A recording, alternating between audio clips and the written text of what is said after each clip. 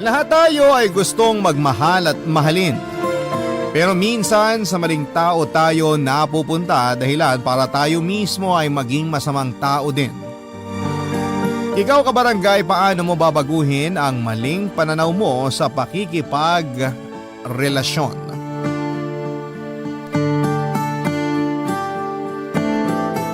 Dear Papa Dudut, magandang tanghali po sa inyo at sa kapwa ko kabarangay. Tawagin niyo na lamang po ako sa pangalang Albert. 27 years old, taga Rizal at avid listener niyo po ako at madalas kong pakinggan ang Barangay Love Stories through podcast at na-inspire po ako sa mga kwento ng ating mga kabarangay. Kaya naman naisipan ko na gusto ko rin pong magbahagi. Pero bago tayo dumako doon ay gusto ko muna kayong bigyan ng kaunting impormasyon tungkol sa akin. Dati po akong volunteer teacher sa isang special education school sa bayan namin. Pero sa kasalukuyan ay ako na po ang tumatao sa family business namin. Papa Dudut, hindi ko na po idedetalye ang tungkol sa pamilyang kinalakhan ko dahil ang gusto ko pong ikwento ay kung paano ako napunta sa sitwasyong hindi ko na alam kung paano alisan. Tawagin niyo na po akong makasalanan. Pero dad at mahilig ako noon sa ganung babae. Kaya agad akong nagtapat ng feelings sa kanya. Kaso hanggang sa pagkakaibigan lang ang tingin niya sa akin. Umaasa pa rin ako na magbabago ang nararamdaman niya at magugustuhan ako, pero hindi na yon nangyari hanggang sa graduate na kami sa college. Nalaman ko na lamang sa kaibigan niyang si Heidi na nag-asawa na siya at may anak na sila. Broken hearted po ako noon, Papa Dudut. Kahit na hindi naging kami, masakit sa akin ang katotohanan ng hindi na siya magiging akin. Hindi lang halata sa ating mga lalaki pero grabe tayong magdamdam kapag nasaktan. Nang time na yon ay naging marupok din ako at nakuha ko pa talagang i-chat siya. Ang sabi ko ay masaya ako para sa kanya pero durog na durog talaga ang puso ko. Umiyak ako noon habang unti-unting tinatanggap na hindi kami para sa isa't isa. Pero hindi lang naman po si Mia ang babaeng kinabaliwang ko noong araw. May mga nagustuhan din po akong ibang babae at isa na doon si Nina, Papa Dudut. Maganda po siya at naagaw niya agad ang atensyon ko. Kaya nga nang magkaroon ako ng pagkakataon na lapitan siya para kausapin ay hindi na po ako nagpatumpik-tumpik pa. At sinamantala ko na ang pagkakataon, Papa Dudut.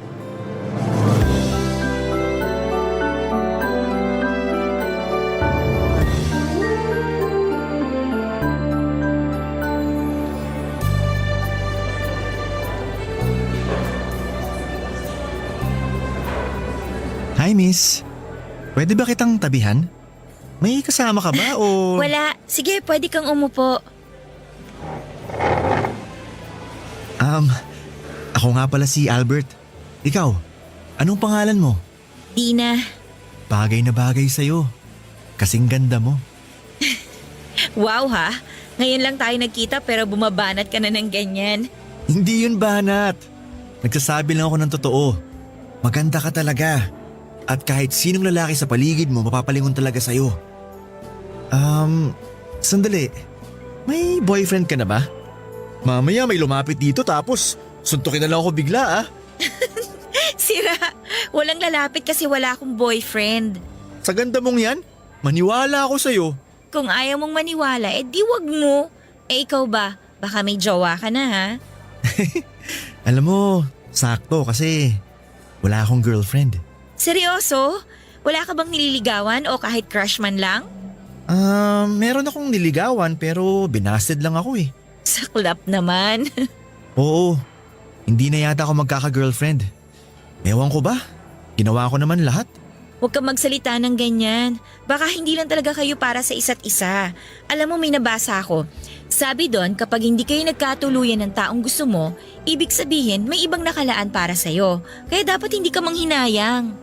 Feeling ko, nakita ko na yung tao na gusto ko. At katabi ko na siya ngayon, Dina. dahan-dahan lang. Bigla-bigla ka kasi nagsasabi ng kung ano-ano dyan eh. Wala akong sinasabing kung ano-ano. Totoo yun. Alam mo, ilang araw na rin akong tsumitsyempo kung paano ka makakausap ng tayong dalawa lang. Swerte ko ngayong araw na solo kita. Hanga rin ako sa'yo kasi ang tapang mo. Yung ibang lalaki dyan, malamang natorpe na. Sila yun. Ibahin mo ako. Kapag may nagugustuhan akong babae, hindi ko na pinatatagal. Sinasabi ko na kaagad. Kung ganon, gusto mo ako. Seryoso ka talaga dyan? Walang halong keme yan, ha? Tung mukhang to, nagbibiro. Pero maniwala ka. Gusto talaga kita. Hindi kita pipiliting magustuhan ako pero sana bigyan mo ako ng chance na makilala natin isa't isa. Sabi mo single ka. Single rin ako. Walang magagalit. Ano kasi Albert. Hindi mo kailangan mag-decide ngayon. Bukas, magkita tayo rito. Tapos sabihin mo sa akin ang sagot mo.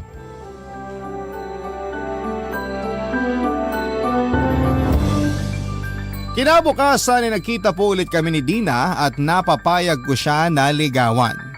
Hindi nga nagtagal papadudot ay naging kami po at ako na siguro ang pinakamasayang lalaki sa balat ng lupa.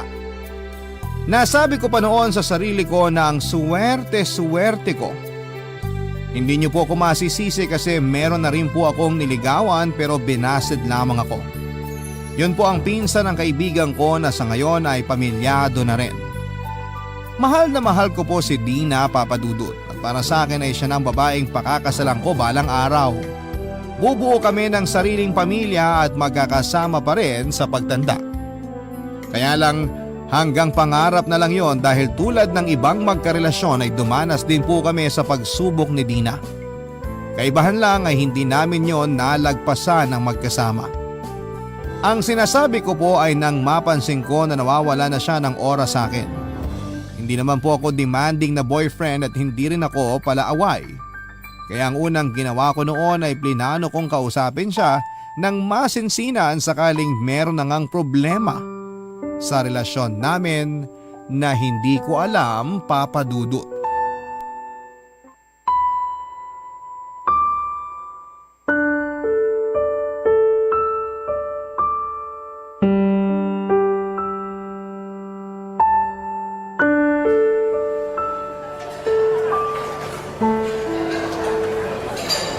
Dina, ba't kanino pa ako hindi kinakausap?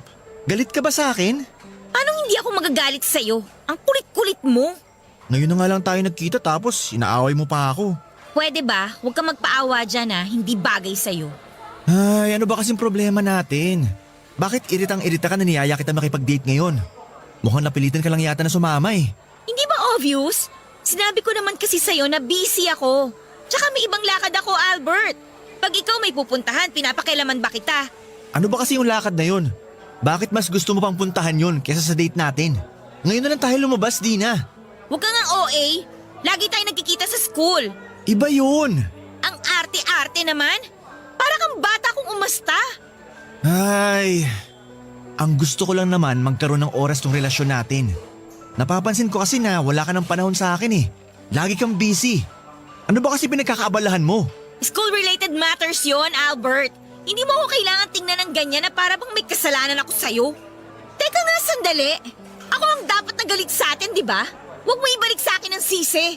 Di kita sinisisi, Dina. Feeling ko kasi hindi na ako mahalaga sa'yo. Feeling ko hindi mo na ako mahal kaya… Kulang sa nutrisyon ng utak mo kaya kung ano-ano na ang iniisip mo, Albert. Masisisi mo ba ako? Ganun yung pinaparamdam mo sa akin? Tsaka, sandali nga. Sino ba yung chat sa'yo? Akin na nga yung phone mo. Patingin ako. Ano ba? Huwag kang ang praning. Wala lang to, no? Anong wala? Kung makapag-chat sa'yo sunod-sunod. Hindi niya ba alam na kasama mo ako at nagde-date tayo? Kung hindi, ako nang magsasabi sa kanya. Akin na yung phone mo. Ewan ko sa'yo, Albert. Kapag hindi ka umayos, iiwanan talaga kita dito. Pinagtitinginan na tayo ng mga tao, oh. Di ka ba nahihiya? Sorry. Hindi ko naman sinasadya. Frustrated lang ako. Kaya di ako makapag-isip ng tama. Wala ka naman kasing dapat isipin dahil magkasama na tayo. Okay, I'm sorry kung nagalit ako sa'yo. Pero pwede bang kalimutan na lang natin na nangyari? Mag-focus na lang tayo sa date natin ngayon, okay? Sorry din kasi makulit ako, Dina. Ayos na yun. Gets ko naman kung bakit ka nagkakaganyan eh. May mga bagay talaga na hindi natin kontrolado. Tulad nitong pagiging busy natin, kaya hindi na rin tayo nakakalabas masyado. Kaya nga sinasamantala ko ng pagkakataon na pareho tayong available, Dina. Alam ko yun. Thank you sa effort mo sa relasyon natin, ha? Siyempre, mahal kita. At gagawin ko ang lahat para sa'yo, Dina.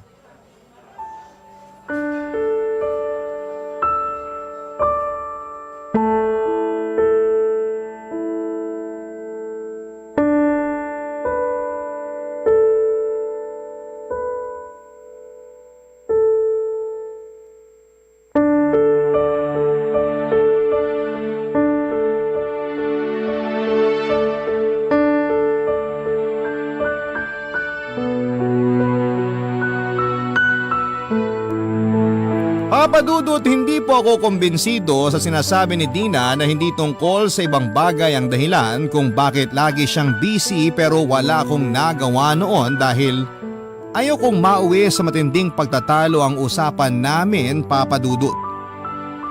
Kaya kahit mabigat sa dibdib ay nanahimik na lamang ako. Pero sabi nga nila walang sikretong hindi nabubunyag. Ganun po ang nangyari matapos kong matuklasan ng tunay na dahilan kung bakit walang panahon sa akin si Dina. Dahil may ibang lalaki siyang pinagkakaabalahan. At ang masahol pa ay boyfriend din niya ito. Pinagkaiba lang namin ay nauna yon at ako ang pangalawa. Ibig sabihin pinagsasabay kami ni Dina. Akala ko ay wala nang masasakit pa na mabasted pero para po akong sinampal ng 2x2 sa mukha ko ng paulit-ulit matapos akong lokohin ni Dina, Papa Dudut.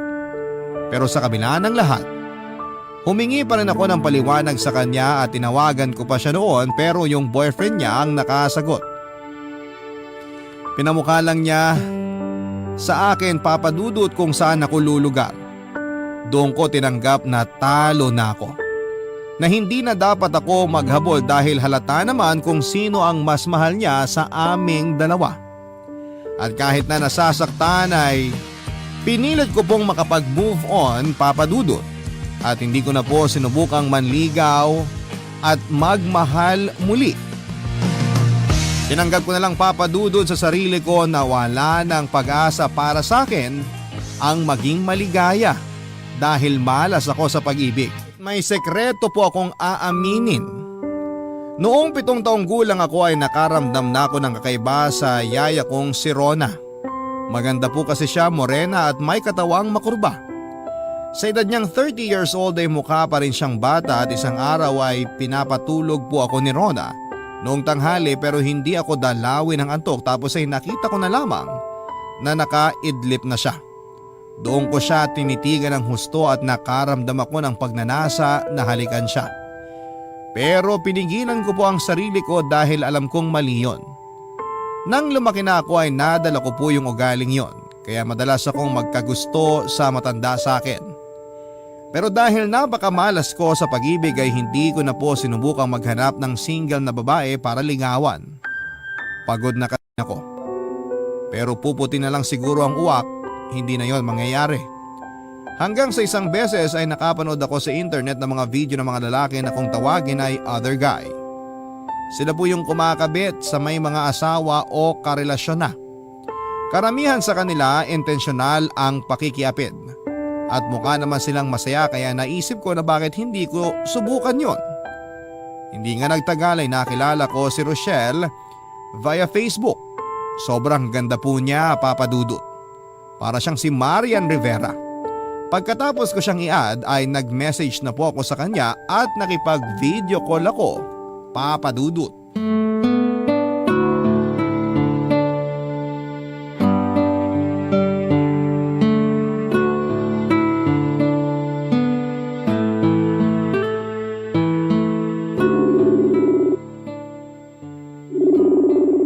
Online naman siya pero bakit kaya di niya sinasagot?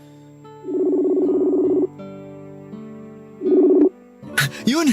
Sinagot din! Hi Rochelle! Grabe!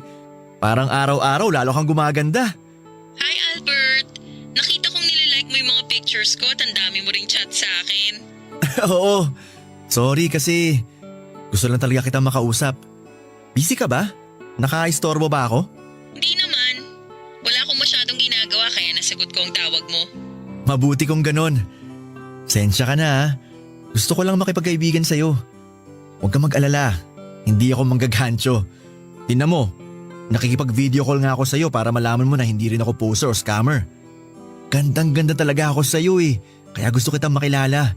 Kung ayos lang naman, syempre. Ano kasi, Albert? May asawa at anak na ako. Alam ko yun kasi nakikita ko rin ang mga picture nyo. Pero chinat mo pa rin ako at kinukulit? Oo, nabighani mo kasi ako, Rochelle.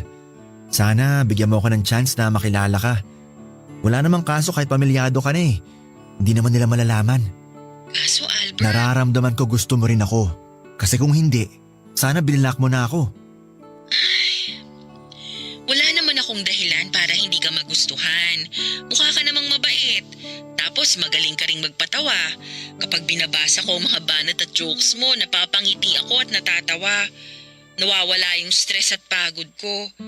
Pero ang lalo kong hinangaan sa'yo, yung pagiging matyaga mo. Kasi kahit madalas hindi ko agad nasisina mga chat mo at nasasagot ang tawag mo, hindi ka pa rin sumusuko. At kahit alam mong may asawa na ako, gusto mo pa rin ako. Ganito talaga ako kapag prosigidong mapansin ng isang tao. Pero wala ka bang girlfriend dyan para pagkaabalahan mo pa ako? Paano kung sabihin kong wala? Maniniwala ka ba? Talaga lang ah. Baka mamaya meron na tapos gusto mo lang mag-cheat sa kanya. Uy, loyalista ako no? Kung meron man, hindi ko yung gagawin. Kaso wala nga. Okay, sige. Naniniwala na ako. Kaso nag-aalangan pa rin ako sa gusto mong mangyari eh. Kahit na magkalayo tayo, may asawa pa rin ako, Albert. Paano kung mahuli niya tayo? Hindi yun mangyayari dahil mag-iingat tayo, Rochelle. Sige na, pumayag ka nang makipag-LDR sa akin. Hindi naman ako demanding na boyfriend.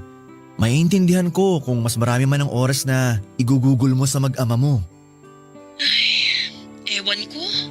Hindi pa rin ako sigurado. Saka anong assurance ko na mapagkakatiwalaan kita? Sa panahon ngayon, madami ng manluloko at gago.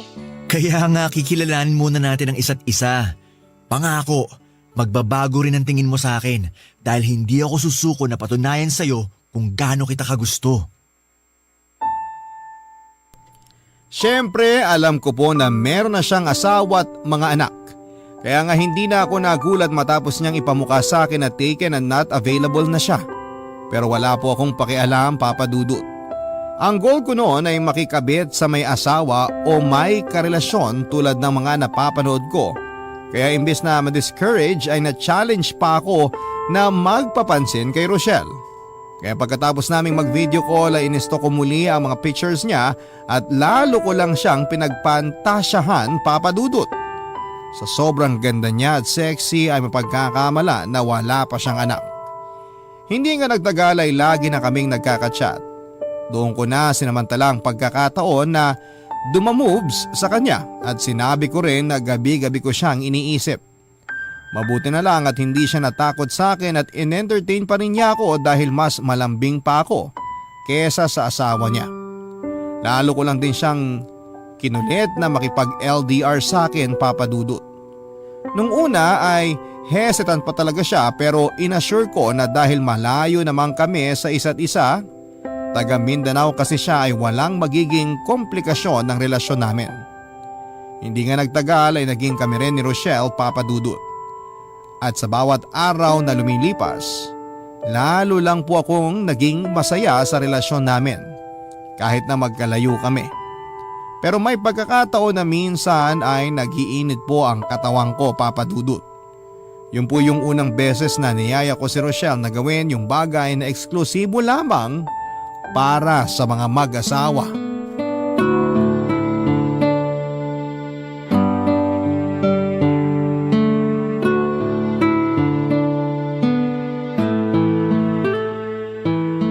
Albert, bakit kanina ka pa tawag ng tawag? Namimiss kasi kita, Shell. Pero kasama ko ang mister ko kanina. Paano na lang kung magduda siya dahil tingin ako ng tingin sa phone ko? Hindi ka ba nakikinig? Miss na nga kita. Maghapon na kayo magkasama ng asawa mo. Ako naman ang pansinin mo. Hindi mo kailangan magalit dahil narinig kong sinabi mo. Saka bakit parang ang demanding mo yata ngayon? Akala ko ba ayos lang sa'yo at naiintindihan mo ang sitwasyon natin? Ipapaalala ko lang sa'yo yung sinabi mo noon, Albert, ha? Baka kasi nakakalimutan mo.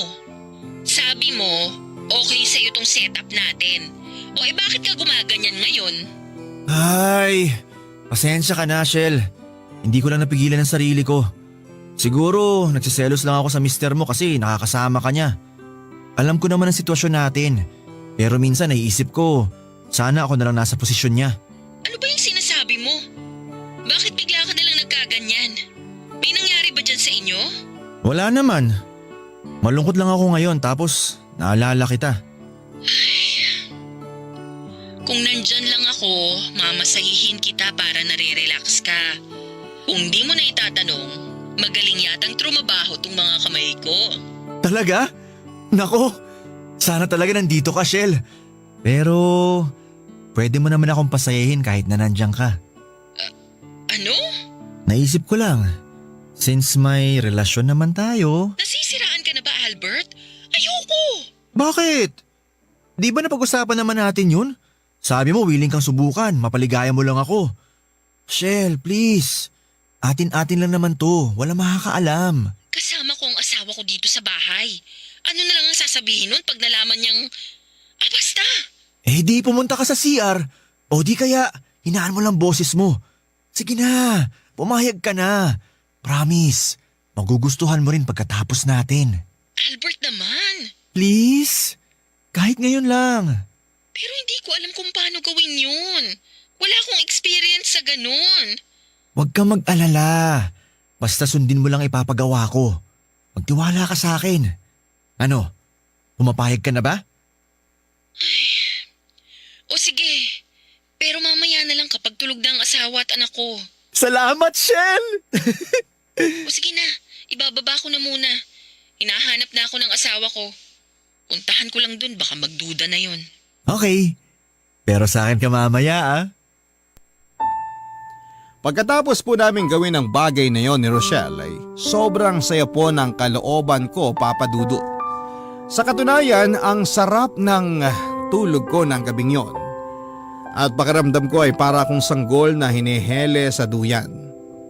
Alam ko na mali, marumi at makasalanan ang ginawa naming yon. Pero hindi ko na po inisip ang sasabihin ng iba dahil satisfied po ako sa nangyari sa amin. Hanggang sa ang isang beses na yon ay nasundan pa nga ng isa pang beses, Papa Dudut. Daig ko pang nasa cloud 9 dahil sa sobrang ligaya kahit na sa phone lang namin yon ginagawa.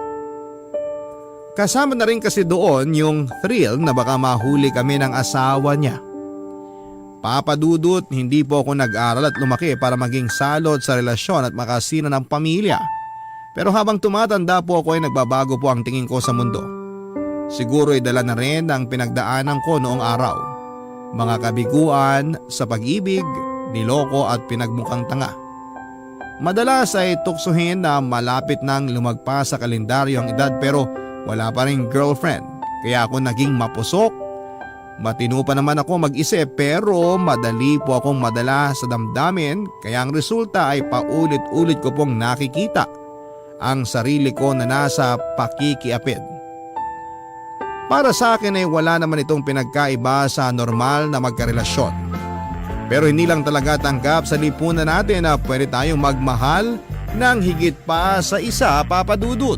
Kabarangay, i-share mo ang iyong barangay love stories. Sabay-sabay nating pakinggan ang iyong kwento ng pag-ibig, buhay at pag-asa. Ipadala lang sa barangaylovestories@yahoo.com.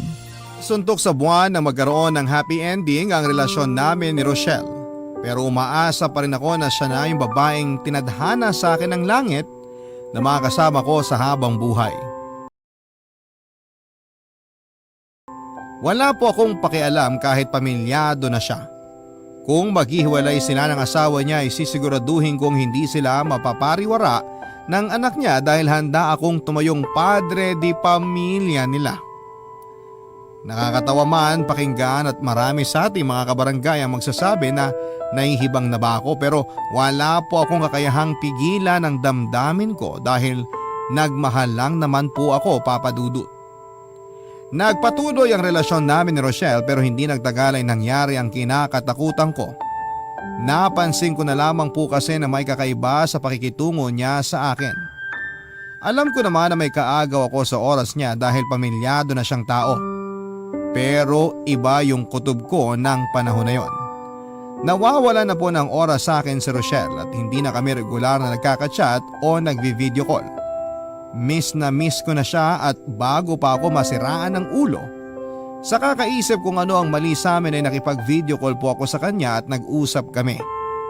Doon ko po nalaman ang saloobin ni Rochelle tungkol sa relasyon namin, Papa Dudut. Dahilan para masaktan po ako ng sobra-sobra.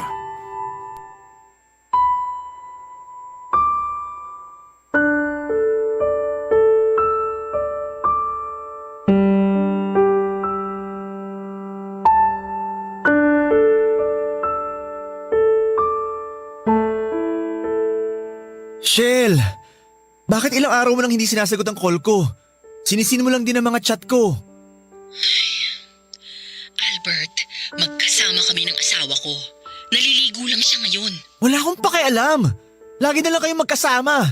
Paano naman ako, Rochelle? Teka, bakit bihis na bihis ka yata? Saan ang punta mo? Aalis kami ng asawa at anak ko. Kakain kami sa labas. Magse-celebrate dahil anniversary din namin. Please lang Albert, huwag kang manggulo. At ako ba talaga ang panggulo sa pamilya mo? Wow! Shell, baka nakakalimutan mo. May responsibilidad ka sa akin dahil boyfriend mo ako. Ano bang sinasabi mo? Baka ikaw ang nakakalimot sa ating dalawa kung ano lang at hanggang saan lang ang meron tayo. Saka huwag kang umasta na parang pagmamayari mo ko, Albert. Simulat sa pool, alam mo dapat na hindi tayo magiging seryoso dahil may pamilya na ako. Konting panahon lang naman ang hiling ko sa'yo. Konting atensyon. Mahirap bang ibigay yun? Hindi ko naman nakakalimutan kung saan ang lugar ko sa buhay mo, Shell. Pero sana isipin mo rin na mararamdaman ko. Ewan ko sa'yo, Albert. Kalalaki mong tao pero ang drama-drama mo. Naaalibadbaran ako. Saka huwag kang magpaawa dyan na akala mo aping-api ka. Hindi mo kasi naiintindihan ang pinanggagalingan ko kaya mo nasasabi yan. Sawang-sawa na akong intindihin ka kasi masahol ka pa sa 5 years old. Hindi ka naman bata. Nasa tamang edad ka na. Hindi ka ba napapagod sa setup nating to, Albert? Kasi kung ako ang tatanungin mo, pagod na ako. Anong sinasabi mo? Ayoko na. Tigilan na natin to, please lang. Ang laki-laki na ng kasalanan ko sa mag-ama ko simula nang pumayag akong maging tayo. Natukso ko, oo. Pero gusto ko ng magbagong buhay. Gusto ko ng itamang pagkakamali ko, Albert. Nakikipaghiwalay ka sa akin, ganun ba? Oo. Huwag mo na akong kukontakin dahil ayokong malaman ng asawa ko na may iba akong kinakausap na lalaki. Ayokong maghinala siya at ayokong masira ang pamilya namin. Hindi naman sila naghihinala kaya bakit kailangan mong tapusin ang meron tayo? Mahal kita, Rochelle! I'm sorry pero buo na ang desisyon ko. Kung mahal mo talaga ako, igagalang mo ang gusto kong mangyari. Sorry talaga, Albert. Huwag mo naman gawin sa akin to. Nagmamakaawa ako. Magtitiis ako. Hindi na ako magagalit kapag hindi mo ako kagad kinakausap. Huwag mo na ako iwanan. Parang awa mo na. Sorry talaga pero tapusin na natin ang lahat. Sige na, kailangan ko na mag-ayos ng sarili dahil baka maghinala pa ang asawa ko. Bye! Shell! Shell! Please! Huwag mo naman gawin sa akin to. Minahal kita ng gusto. Umasa ako! May posibilidad naman talaga na maghiwalay kami at piliin niya ang pamilya niya kesa sa akin. Pero hindi ko naihanda ang sarili ko na magiging ganon lang kadali kay Rochelle na itapon ang lahat ng meron kami. At hindi ko rin kasi akalain na mahuhulog ako sa kanya ng husto. Bagay na pinagsisihan ko, Papa Dudut. Hindi po yun ang unang beses na nasaktan ako pero yung pakiramdam ay para bang bago sa akin. Kumbaga sa isdang bagong huli ay sariwa at nanunuot yung kirot ng patalim na nakatarak sa puso ko dahil sa pakikipagkalasakit ni Rochelle. Hindi ko siya sinisisi kung mas piliin niya ang pamilya niya. Sinulang ba ako sa buhay niya, hindi ba? Kaya nga kahit masakit, kahit mahirap lunukin ay nagparaya ako, Papa Dudut. Iginalang ko ang desisyon niya at pinilit ko ang sarili kong mag-move on at siguro ay napagod na lang akong maging desperado. Kaya naman pinakawalan ko na lang siya at inayaang maging masaya kahit na ako ay nagdudusa. Awang-awa po ako sa sarili ko, Papa Dudut, pero wala naman akong magawa para pigilan yung sakit. Naitatanong ko noon sa Diyos na parusa ko ba na habang buhay maging miserable sa pag-ibig dahil makasalanan akong tao.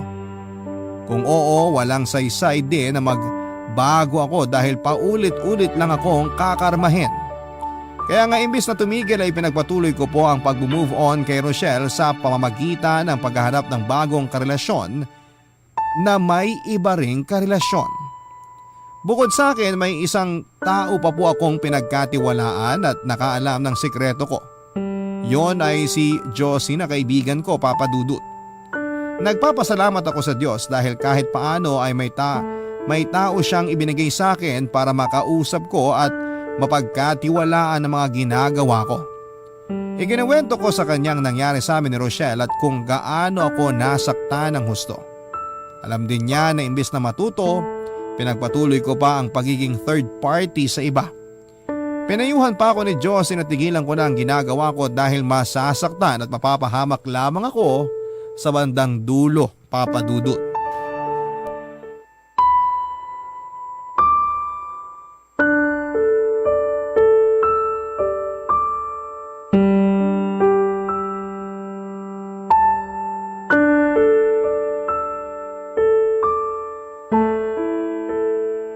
Alam mo na pwede ka na namang masaktan ng husto sa dulo pero ginagawa mo pa rin. Ewan ko ba naman sa'yo, Albert? Kailan ka ba matututo? Hindi ko alam kung kailan, Josie. O kung matututo pa ba ako tulad ng sinasabi mo. Kung malalaman lang ng ibang tao tong pinaggagawa mo, sigurado madidisappoint sila sa'yo. Aware ka na masama makipagrelasyon sa taken na pero ginagawa mo pa rin. Hindi ka ba nakukonsensya dahil nakakasira ka ng pagsasama? Bakit ako makukonsensya? Yung mga babaeng pumapayag na makipagrelasyon sa akin. Bakit? Sila ba na konsensya habang iniiputin nila mga boyfriend nila? Hindi ganun ang punto ko. Oo, nakakainis yun at unfair sa mga karelasyon nila na tapat at mahal na mahal sila. Pero hindi lang sila ang may kasalanan. Kasama ka rin. Naikukwento mo sa akin kung paano mo sila i-pursue. Kaya napapapayag mo silang makipagrelasyon sa'yo. Sa'yo palang may mali na talaga kasi ba't kailangan mong gawin yun? Hindi ka ba pwedeng humanap ng single o walang sabi tapos yun ang ligawan mo? Ginawa ko na yun dati pero nasaktan lang ako. At sa pagiging third party mo, hindi ka ba nasasaktan? Sa nangyari pa lang sa inyo ni Rochelle, mukhang mas malala pa yung pagiging broken-hearted mo kaysa nung niloko ka at naghiwalay kayo ni Dina. Kailan ka ba matututo? Niloko ka o manloko ka, pareho ka pa rin masasaktan sa dulo. Ay, anong gusto mong gawin ko? Sige nga. Kahit pala saan ako lumugar, wala rin. Masasaktan din ako, Josie. Pakiramdam ko tuloy para akong patapong basura. O kaya parang bola na pinagpapasapasahan. Gusto ko lang naman magmahal at mahalin. Lahat tayo gustong maranasan na umibig at ibigin. At hindi natin kontrolado kung anong klaseng tao ang darating sa buhay natin. Kung mabuti ba siya o masama. Pero kahit nagaano pa kapangit ang maging karanasan natin sa pag-ibig, wag natin tong i-apply sa sarili natin. Kung niloko ka, wag ka maging instrumento para makapanloko. Kung ginamit ka, wag mong ibalik sa ibang masamang bagay na naranasan mo. Albert, kaibigan kita. At bilang kaibigan mo, gusto kong mapabuti ka. Alam ko hindi habang buhay nasa ganitong setup ka.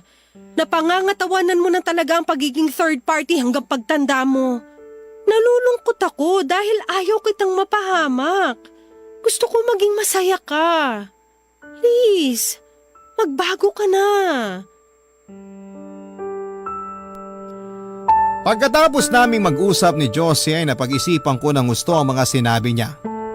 Na kailangan ko na talagang magbagong buhay dahil yun lang ang paraan para mapabuti ako. Aminado ako na nahihiya ako sa sarili ko dahil sa pinaggagawa ko. Pero paano nga ba tumigil sa gawain na kinasanayan ko na. Na kahit panandalian ay napapasaya ako ng pagnanasa kong ito. Kung pwede lang sanang isang araw ay gumising ako na nakapagbagong buhay na ako, mas magiging madali sa akin ang lahat. Pero dahil walang ganon sa tunay na buhay, imbis na sundin ang sinabi ni Josie na magbago na ako ay ipinagpatuloy ko pa rin ng pakikiapid ko, Papa Dudut.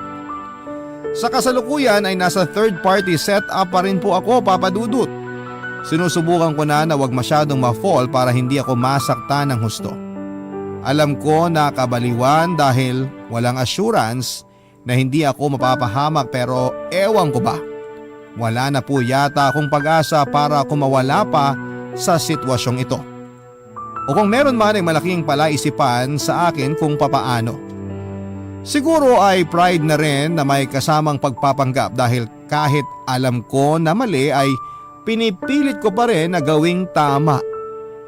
Sana po ay mapayuhan po ninyo ako sa aking pinagdaraanan para magbago ang pananaw ko sa pakikipagrelasyon. Maraming salamat po, Papa Dudut, sakaling mapili po ninyong itampok ang kwento ko sa Barangay Love Stories.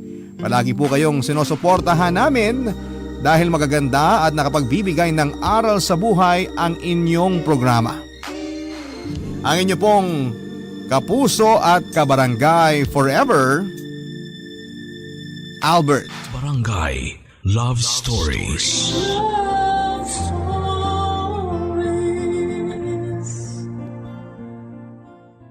Barangay LS 97.1 Number 1. Forever. Ang mga kwento ng pag-ibig, kwento ng buhay at kwento ng pag-asa dito sa Barangay Love Stories.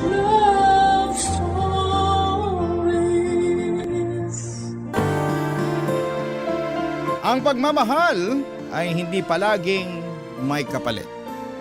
Dahil mas mahalaga na minamahal mo ng buo at totoo ang isang tao. Kahit ikaw na lang ang lumalaban. Ikaw, kabarangay, kaya mo bang ipagpatuloy ang pagmamahal kahit na ikaw na lang ang naniniwala? Dear Papa Dudut, sa buhay natin ay palaging may isang taong nagbibigay ng kulay at direksyon sa atin. Yung taong ginagawa nating dahilan para maging matatag tayo at magpatuloy na maging malakas. At masasabi ko na walang ibang pwedeng makapagbigay kulay sa buhay ko kung hindi ang nag-iisang anak kong si Marlon. Papa Dudo, tawagin niyo na lamang po ako sa pangalang Selly. 51 years old at nagtatrabaho bilang mananahe sa isang pabrika. Maaga kong nabiyuda dahil namatay sa stroke ang asawa ko. Kaya naman mula noon ay mag-isa ko nang tinataguyod ang anak kong si Marlon.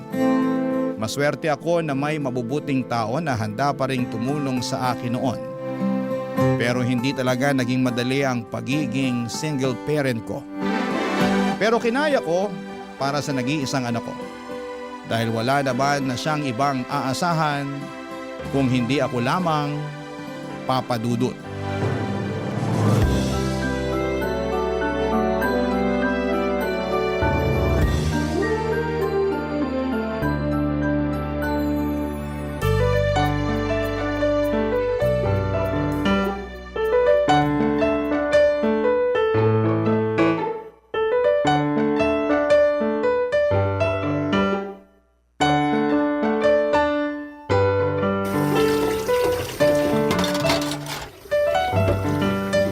Ma, tulungan ko na po kayo sa pagliligpit nyo dyan sa lababo. Ay, kaya ko na to, Marlon. Asikasuhin mo na lang yung mga natirang bisita mo sa sala. Nakaalis na rin po sila, tsaka nakapaglinis na rin po ako ng mga kalat nung kanina. Ah, ganun ba? Eh, magpahinga ka na muna at hayaan mo na lang akong tapusin ang pagliligpit ko dito. Ma, alam ko po na mas pagod kayo kaysa sa akin. Kaya ako na lang po, hayaan nyo na akong tumulong sa pagliligpit nyo dito. Eh, sige na nga. Punasan mo na lang yung mga bagong banlaw na mga baso at pinggan nang matuyo agad ang mga yan. Ayan lang sa may sabitan ng malinis na pamunas. Sige po, Ma.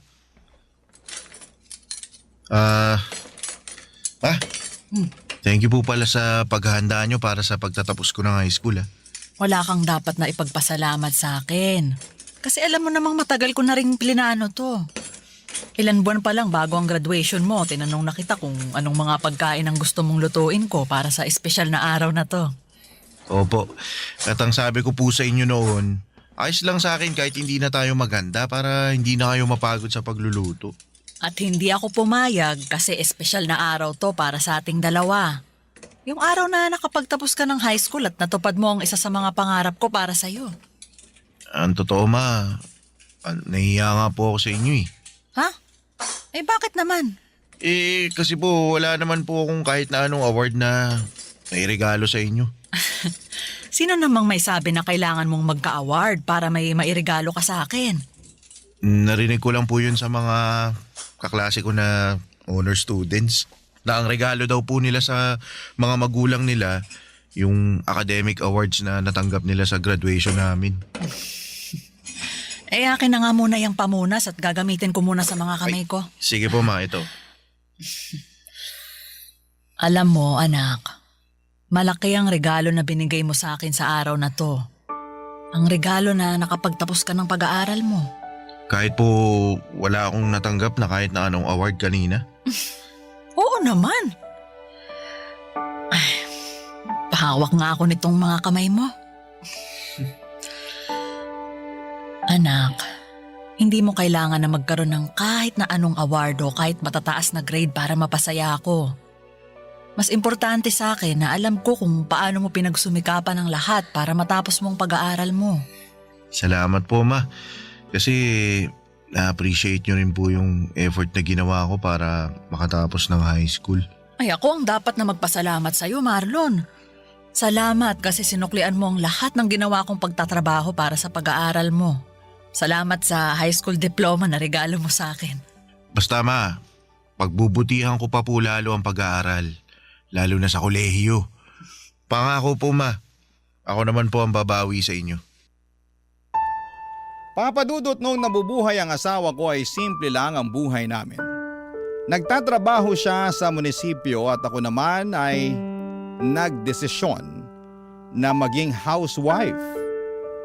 Sa asawa ko talagang si Manuel nanggaling ang ideya na yon. Dahil may trabaho din ako noon sa isang hardware shop. Pero nang maging masela ng pagbubuntis ko ay pinahinto niya na muna ako sa pagtatrabaho. Pero ang gusto ko sana noon, bumalik kapag nakapanganak na ako.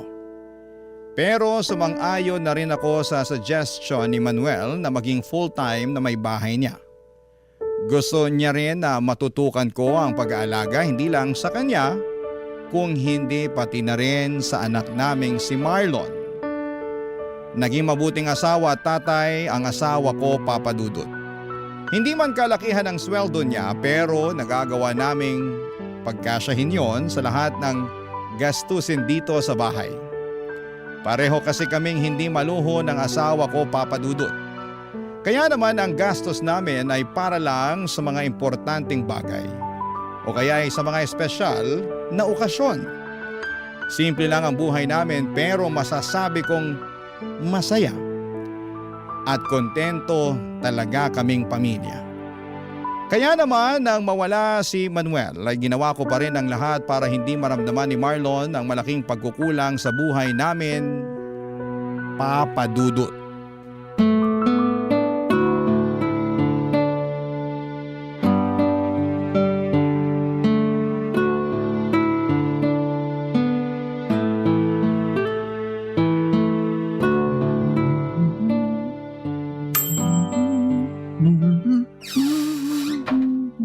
Oh, Marlon, ang aga mo naman yatang nakauwi ngayon.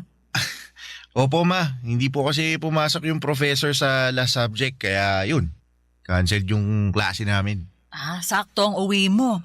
Kasi katatapos ko lang din halos mag-bake. Uy, nag-bake po pala kayo ng paborito kong banana cake. Ayos.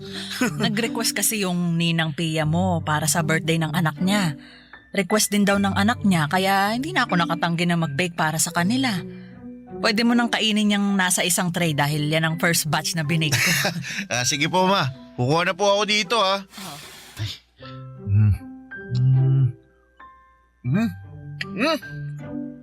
Grabe naman po mo, napakasarap talaga nitong banana cake na gawa nyo, ayos. Anak, para namang ngayon mo lang natikman ng banana cake na binibake ko. Iba po kasi yung pagkakabake nyo ngayon, sobrang sarap. Ma, hingi pa ako ha. Kumuha ka lang sa tray na yan kasi para sa'yo talaga yan.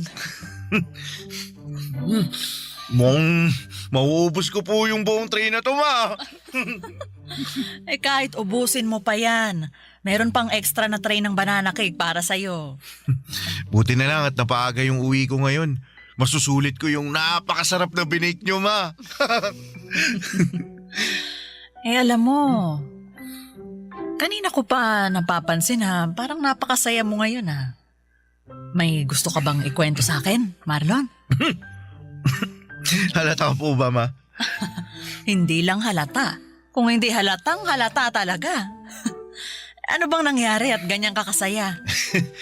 Wala naman po kakaibang nangyari kanina sa university. Pero may gusto po pala akong itanong sa inyo.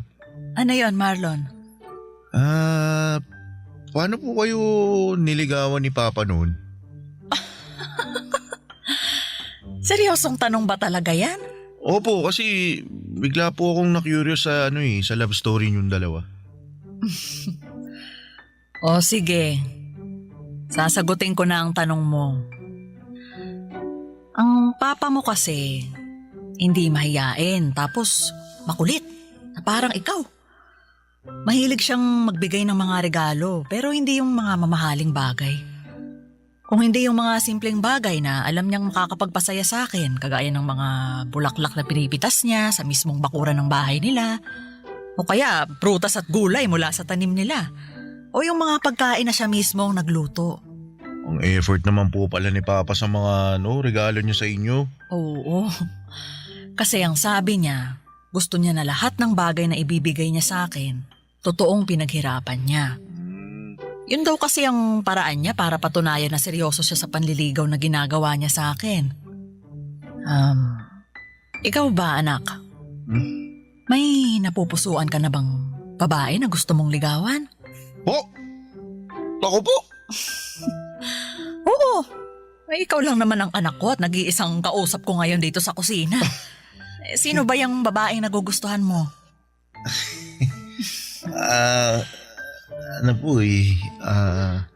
Kaklase mo ba yan?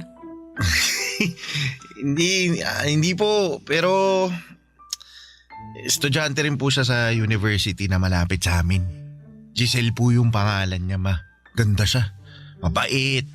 May cute na dimple sa magkabilang pisngi niya. Tapos kapag ngumingiti po siya, mas lalo po siyang nagiging cute sa paningin ko. Tsaka mabait po talaga siya. Sigurado ako, magugustuhan niyo po siya, ma.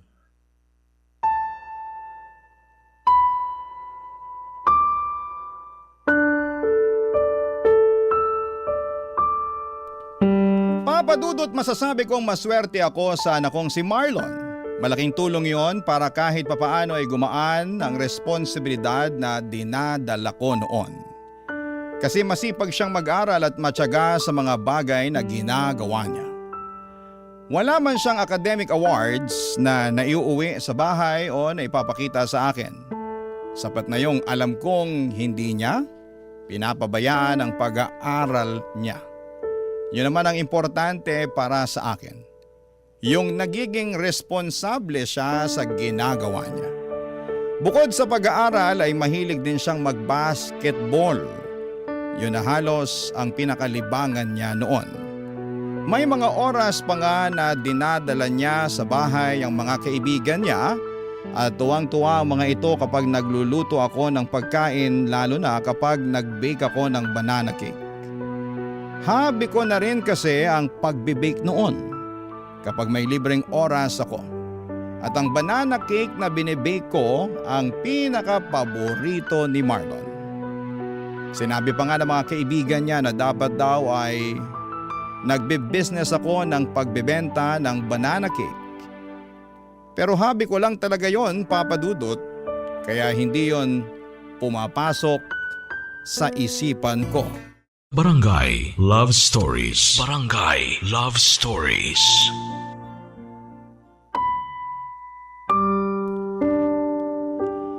Papadudot, hindi madalas magkwento si Marlon ng tungkol sa mga babaeng nagugustuhan niya. Naririnig ko lang sa mga kwentuhan nila minsan na may mga kaibigan niya na nag-uusap kapag nakatambay sila sa bahay. Ang pag-aasaran nila ay tungkol dito. Kaya na magkwento na sa akin si Marlon ay natuwa talaga ako. Kasi yun ang unang beses na ginawa niya yon. Nararamdaman ko kaagad na medyo malalim ang pagkagusto niya kay Giselle. Kasi iba ang mga ngiti sa labi niya habang nagkukwento tungkol dito. Papadudot, madalas din na hawak niya ang cellphone niya kapag nasa loob siya ng bahay. Nakangiti habang nakaharap dito. Sa 10 oras naman ng gabi ay naririnig ko rin ang boses niya na mahinang nagsasalita at tumatawa. Sigurado akong si Giselle rin ang kausap niya noon. Wala naman akong ibang nakikitang problema at masaya pa nga ako kasi nakikita kong inspirado ang anak ko. Alam ko rin na hindi niya naman pinapabayaan ang pag-aaral niya. Malaki kasi talaga ang tiwala ko sa kanya noon, Papadudot.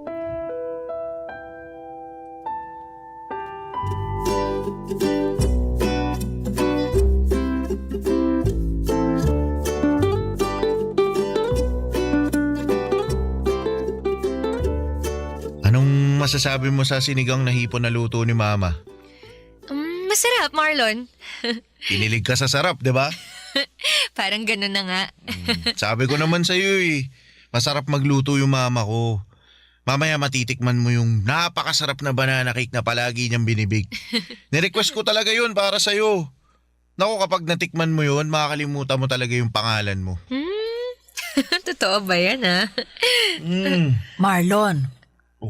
baka naman masyado nang mag-expect si Giselle na masarap ang binibake ko na banana cake, ha? Bakit? Masarap naman po talaga, Ma. Ang dami na nga pong gustong umorder at maging reseller ng binibake nyo Kayo na lang po talaga yung tumatanggi sa kanila. Alam mo naman na hobby ko lang ang pagbibake na ginagawa ko, Marlon. Pareho po kayo ng mommy ko, tita. Mahilig din po siyang mag-bake. Talaga? Ano yung madalas na binibake ng mami mo? Chocolate brownies and muffins po, tita. Pero hobby lang din po niya ang mag-bake kasi ayaw niya rin po na gawing business yun eh. Alam mo, sa totoo lang kasi, magastos din gawing business ang pagbibake. Malaki-laking puhunan ang kailangan namin kung gusto talaga naming simulan yun. Marami ring oras ang makakain sa bawat araw namin. Nabanggit din po yan ni mommy, tita. Pareho naman daw silang may maayos na trabaho ni daddy kaya hindi niya pinupush na gawing business. Tsaka ayaw niya rin daw po na bawasan pa ang budget na para sa bahay o sa pag-aaral ko. Kaya nga sabi ko kay mommy sa oras na makatapos ako ng pag-aaral at magkaroon ng regular na trabaho, ako mismo ang magpapatayo ng bakery para sa kanya. Nakakatuwa ka naman, Giselle. Bakit yun naman po nasabihan, tita? Kasi bumubuo ka na kaagad ng mga pangarap para sa magulang mo. Sa panahon kasi ngayon hindi lahat ng kabataan ganyan mag-isip. Pero ayos lang naman sa akin kasi alam ko na iba na talaga ang kinasanayan ng mga tao ngayon. Magkakaiba nga po ang paniniwala ng mga tao pagdating sa bagay na yan. Basta para sa akin po, obligasyon pa rin naming mga anak na suklian lahat ng naging sakripisyo ng mga magulang namin. Sana dumami pa ang mga anak na kagaya mo. Kasi hindi lahat ng magulang nagkaroon ng oras na makapag-ipon para sa sarili nila. Yung iba, binuhos ang oras at buhay nila sa mga anak nila. Pero para sa akin naman, hindi ko naman inoobliga si Marlon na tulungan ako sa oras na makatapos na siya ng pag-aaral niya. Pero sinabi ko rin naman po sa inyo na gusto ko rin makabawi sa inyo, Ma. Nakwento rin po ni Marlon sa akin yung mga pangarap niya para sa inyo, tita. Talaga? Ano naman ang nakwento ng anak ko sa'yo na tungkol doon? Yung plano niyang pagbili ng malaking bahay para sa inyo, pagpapalago ng negosyo niyo, tsaka pagkuha ng sasakyan para kayo naman po ang maihahatid at sundo niya. Ay naku, nakakatuwa talagang marinig yan mula sa inyo ng mga kabataan. Siguro, para sa akin lang ayoko naman na itali ng mga anak ang buhay nila sa pagtulong sa mga magulang na kagaya ko. Kayo ang responsibilidad namin hanggang sa tumanda na kayo at magkaroon ng sariling mga buhay. At kahit anong mangyari, responsibilidad naming mga magulang ang sarili namin.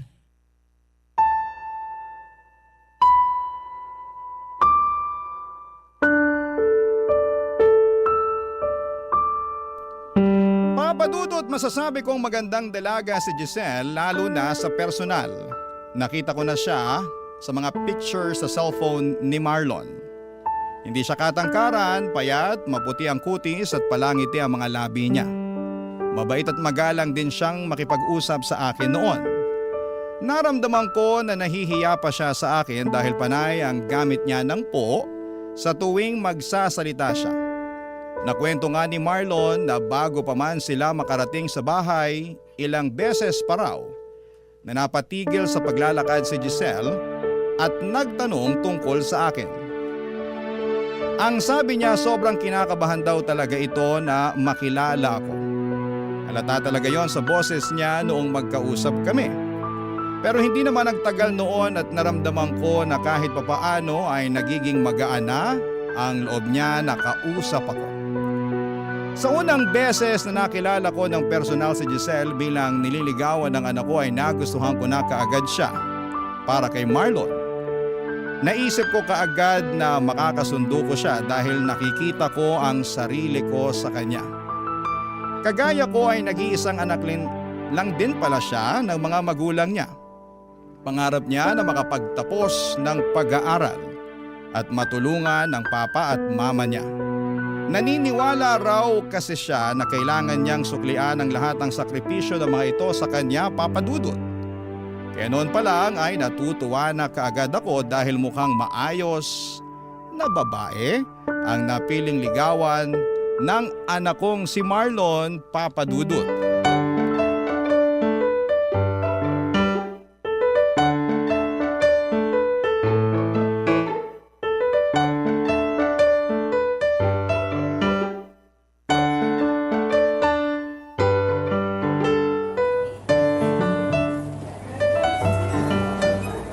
Hoy, Selly!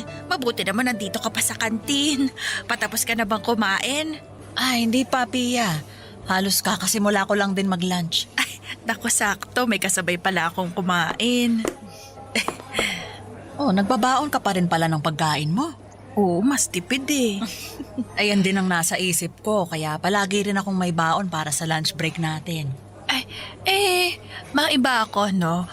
Kumusta na nga pala yung inaanak ko? Ayun, sa awa ng Diyos, lumalaking mabuti at magalang na anak.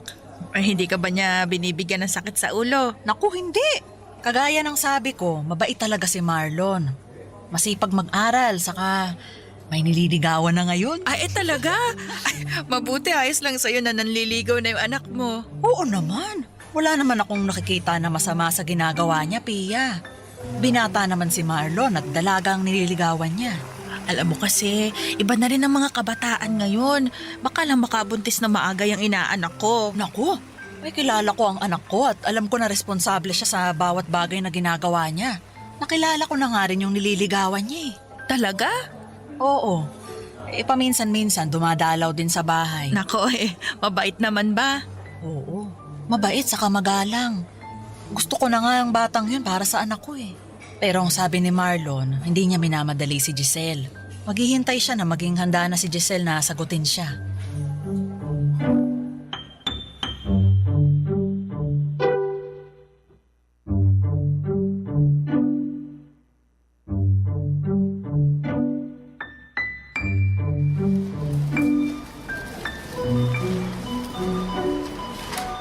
Wala na ba tayong nakalimutan na isama dito sa grocery cart natin, Marlon? Mukhang wala na pong kulang, ma. Nandito na po lahat ng nasa listahan na pinakita nyo kanina. Mabuti naman.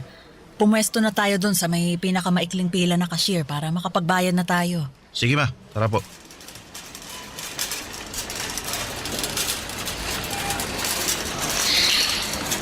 Ang daming tao ngayon dito sa grocery, no?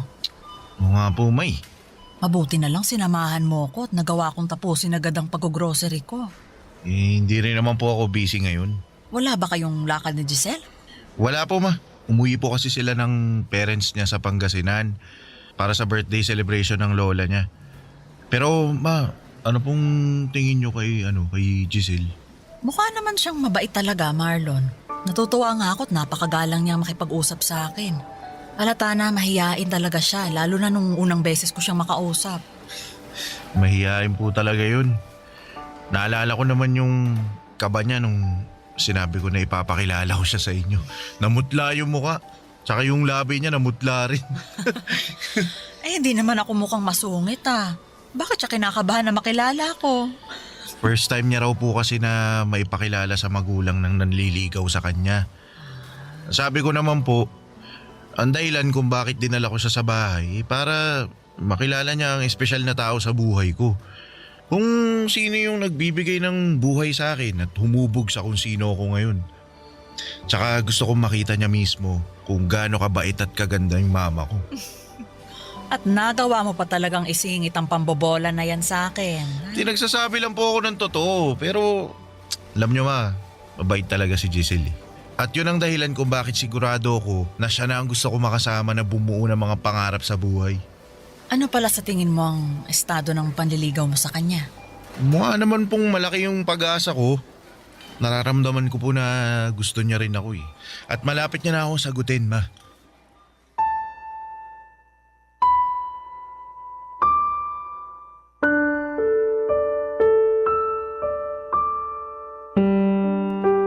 Papa Dudut, kagaya ng sinabi ko kanina, yun ang unang pagkakataon na may naikwento sa akin si Marlon na tungkol sa babaeng nagugustuhan niya. Natuwa ako dahil mas nagiging open na siya sa akin tungkol sa personal na buhay niya. Kahit malapit kami sa isa't isa ay hindi naman kasi namin na pag-uusapan ang tungkol sa bagay na yon. Naisip ko pa nga na kung nabubuhay ang asawa kong si Manuel ay baka mas makapagkwento pa sa kanya si Marlon. Pero nang magsimula na nga siyang magkwento sa akin ay iba ang saya na nararamdaman ko. Para bang mas naging close pa kami, lalo na nang magkwento pa siya ng ibang mga bagay tungkol kay Giselle. Ang saya lang makinig sa mga kwento niya at makita siyang inspirado dahil po sa isang tao. Halos hindi nawawala ang ngiti sa mga labi niya, lalo na kapag hawak niya ang cellphone niya, lalo na kapag kausap niya doon si Giselle. Papa Dudut. Barangay Love Stories. Barangay Love Stories. Papa Dudut, masasabi ko na nagmana si Marlon sa asawa kong si Manuel pagdating sa kung papaano sila magmahal ng isang babae. Kagaya ni Manuel ay nakita ko noon na palaging gusto ni Marlon na kausap si Giselle, mapatext o tawag man. Ganon din kasi si Manuel sa akin noon, Papa Dudut, dahil hindi pa uso ang cellphone noong panahon namin. Madalas akong tinatawagan ni Manuel sa telepono ng bahay namin at madalas din siyang dumadalaw noon sa bahay namin, lalo na noong nililigawan niya pa lamang ako. Kaya naman ayos lang sa akin sa tuwing magpapaalam si Marlon na aalis ng bahay o malilate ng uwi dahil pupuntahan niya si Giselle sa bahay nila. At sa tuwing magkukwento si Marlon ang tungkol sa panliligaw na ginagawa niya kay Giselle, nakikita ko ang kakaibang kislap at saya sa mga mata niya. Bagay na nagbibigay din ng saya sa akin kasi ramdam ko noon kung gaano niya kamahal si Giselle, Papa Dudut.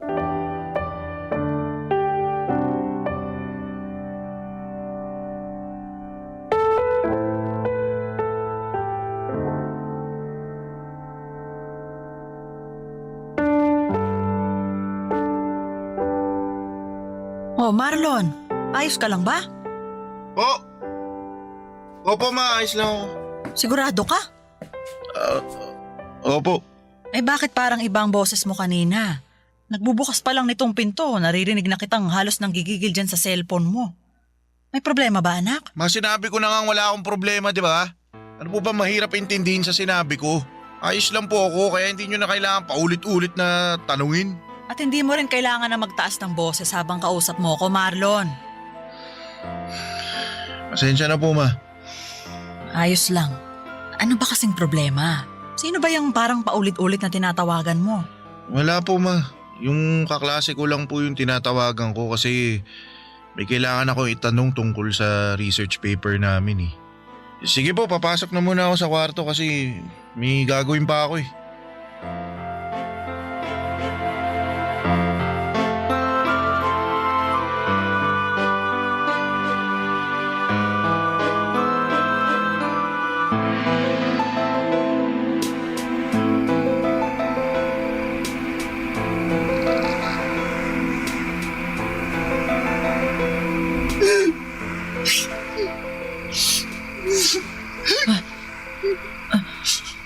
Sino ba yung umiiyak ngayon ng 10 oras ng gabi?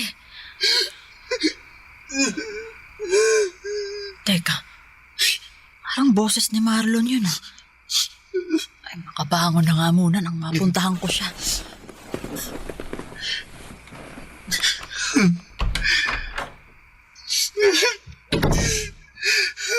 Ginawa ko naman lahat. Saan ba ako nagkulang? Ba't hindi ako yung pinili mo? Marlon, anak! Ma, sorry po kung nagising kayo. Kailan ka pa natutong uminom ng alak? Pasensya na po. Kailangan ko lang po ng pampatulog. Anak, ano ba talagang problema? Wala po, ma. Ayos lang po ako. Huwag niyo po ako lalahanin. Hindi ka maayos. Magdadalawang linggo ka ng palaging tulala tapos ngayon, nagpapakalunod ka naman sa alak. Sabihin mo na sa akin ang totoo. Tungkol ba to kay Giselle?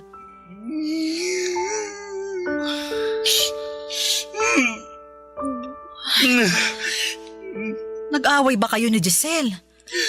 May hindi ba kayo naging pagkakaunawaan? Ano ba talagang nangyari, Marlon? Kinausap ko po kasi si Giselle. Sabi niya, humito na raw po ako sa ginagawa kong panliligaw sa kanya. Baka naman kasi gusto lang niya na mas makapag-focus muna sa pag-aaral niya. Kaya niya sinabi yun. Ma, hindi po kasi yun yung dahilan kung bakit niya ako pinahinto sa panliligaw ko sa kanya. Ano bang naging dahilan niya? Sabi niya po kasi, sabi niya may boyfriend na raw po siya. May mahal na siyang iba kaya wag ko na raw sayangin yung oras ko sa kanya. Ma, ba't naman ganun? Ginawa ko naman lahat eh. Ginawa ko lahat para patunayan yung pagmamahal ko sa kanya pero bakit hindi po ako pinili niya? Bakit ako po yung naiwan? Anak, si Giselle lang ang makakasagot sa mga tanong mo, ha? Alam kong mahirap pero sa ngayon, kailangan mong magpakatatag. Hindi lang naman si Giselle ang babaeng pwede mong mahalin. Bata ka pa, Marlon. Marami pang pwedeng mangyari sa buhay mo. Pero si Giselle po kasi gusto ko eh. Siya po yung mahal ko. Wala po ibang pwedeng mahalin kundi siya lang. Ma, siya lang po. Mahal ko si Giselle eh. Mahal na mahal ko po siya. Mahal na mahal.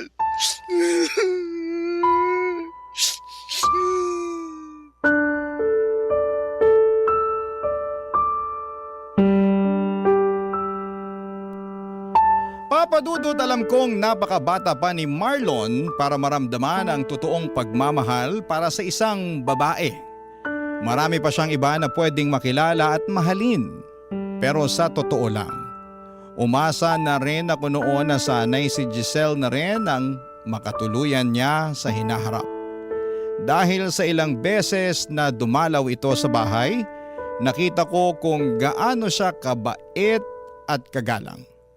Kaya pati ako ay nalungkot nang malaman ko na hindi niya kayang suklian ang pagmamahal ng anak ko. Na may iba na siyang minamahal kaya pinatigil na niya si Marlon sa panliligaw sa kanya. Nang mga sumunod pang araw noon ay nakita ko ang tila pagbagsak ng mundo ni Marlon. Palagi siyang walang ganang kumain, tulala sa sala kapag uuwi galing sa trabaho, at ang pinakamasakit yung naririnig ko siyang umiiyak gabi-gabi sa kwarto niya. Nadudurog talaga ang puso ko sa nakikita kong pagbagsak niya. At ginawa ko po ang lahat para maiparamdam sa kanya na lilipas din ang lahat ng sakit na nararamdaman niya. Na hindi lang kay Giselle titigil ang mundo niya, na magagawa niyang makausad kahit paunti-unti. Kaya lang ay bago pa man niya magawa yun ay tila sumuko na mismo ang katawan niya. Dahil isang umaga ay hindi na lamang siya nagising. Papadudot.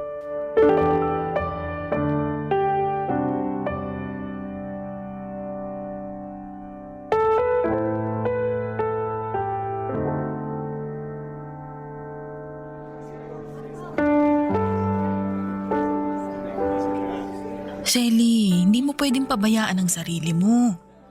Wala na rin namang dahilan para alagaan ko pang sarili ko, Pia. Huwag mo namang sabihin yan. Wala na si Marlon eh. Wala na yung nag-iisang tao na nagbibigay ng dahilan para mabuhay pa ako sa mundong to. Selly, dapat ako na lang yung namatay eh. Dapat ako na lang yung hindi nagising. Dapat ako na lang ang nandyan sa kabaong na yan. Tama na yan. Huwag ka magsalita ng ganyan. Alam mo, Pia, akala ko talaga okay na si Marlon.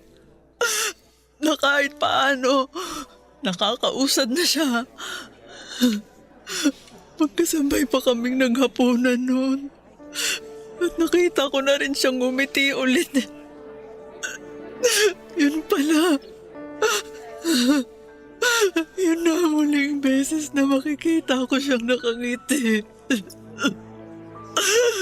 Pia, napakabata pa ng anak ko.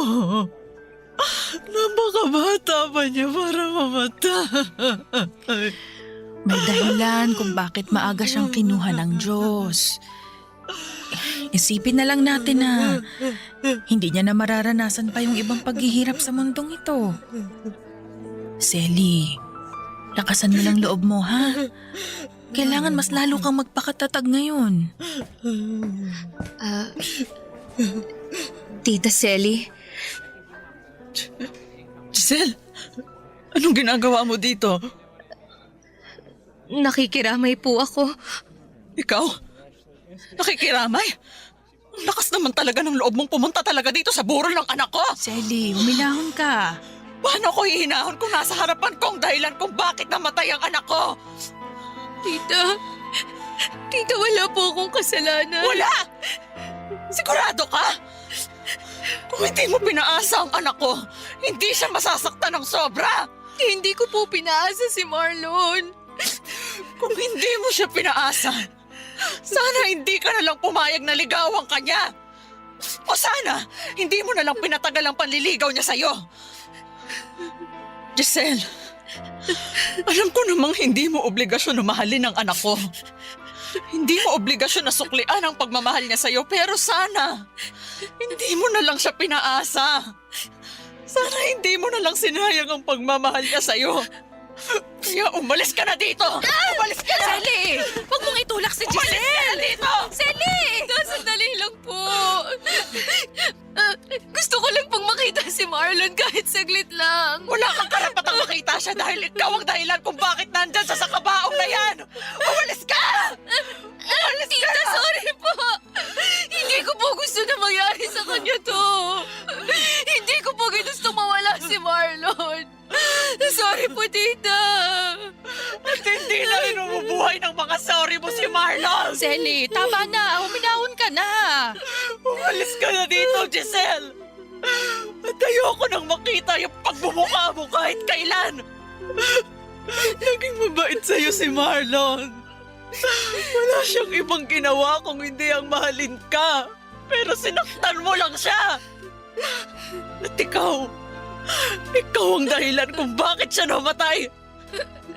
Ikaw ang pumatay sa anak ko, Giselle. Kaya umalis ka na bago pa kita kaladkarin palabas ng pamamahay ko. Umalis ka na!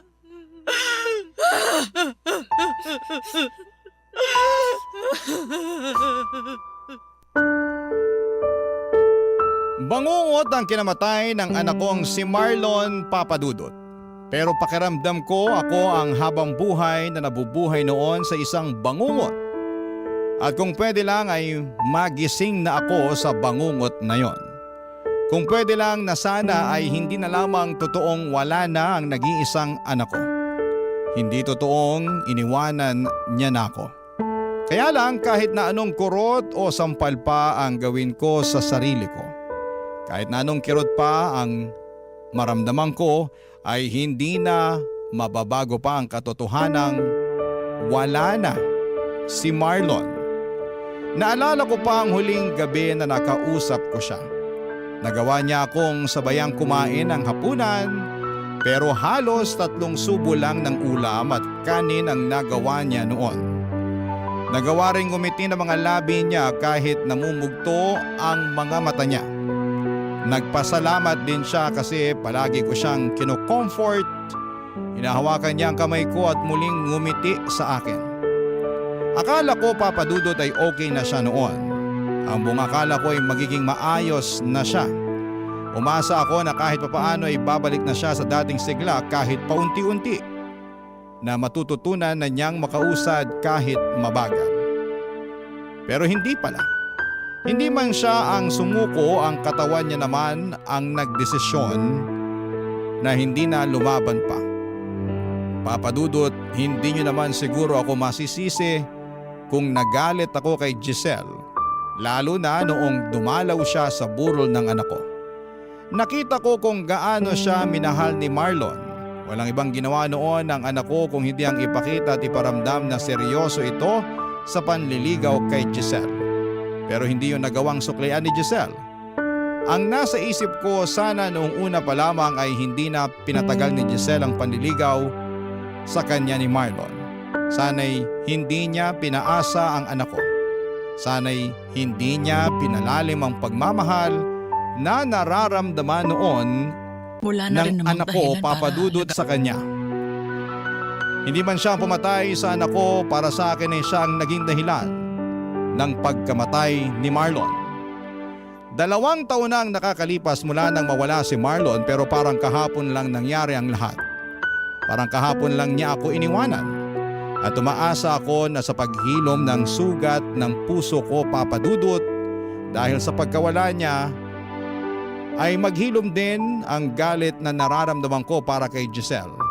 Dahil alam ko na hindi rin gugustuhin ng anak ko na patagalin ang nararamdaman kong galit para sa babaeng sobra niyang minahal. Salamat po sa pagbasa ng aking liham at sa mga kagaya ko na nawala ng minamahal sa buhay.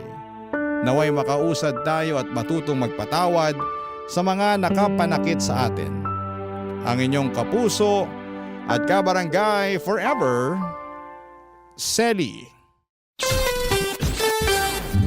Anong say mo sa Barangay Love Stories na ito?